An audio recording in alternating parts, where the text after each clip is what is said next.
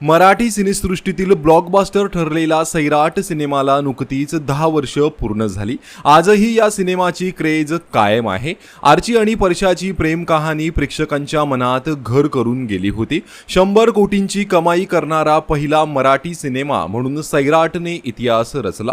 या सिनेमामुळे रिंकू राजगुरू आणि आकाश ठोसर हे रातोरात स्टार झाले। आता सैराटच्या 10 वर्षांनंतर ही लोकप्रिय जोडी पुन्हा एकदा एकत्र दिसली। निर्मात्या आणि उद्योजिका उषा काकडे यांच्या नातवाच्या बारशाचा कार्यक्रम नुकताच पुण्यामध्ये पार पडला। या कार्यक्रमाला रिंकू राजगुरू आणि आकाश ठोसर यांनीही हजेरी लावली होती। दोघांनी सगळ्यांचं लक्ष वेधून घेतलं। अनेक वर्षांनंतर दोघांना एकत्र पाहून चाहत्यांनीही आनंद व्यक्त केला। त्यानंतर सोशल मीडियावर रिंकू आणि आकाश यांचे फोटो आणि व्हिडिओ व्हायरल होताच चाहत्यांनी कमेंट्सचा पाऊस पाडला आहे। दोघांच्या लग्नाची चर्चाही आता सुरू झाली आहे।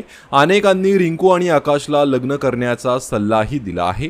तुम्ही दोघांनी आता लग्न करायला पाहिजे। तुम्हा दोघांचं आता शुभमंगल सावधान।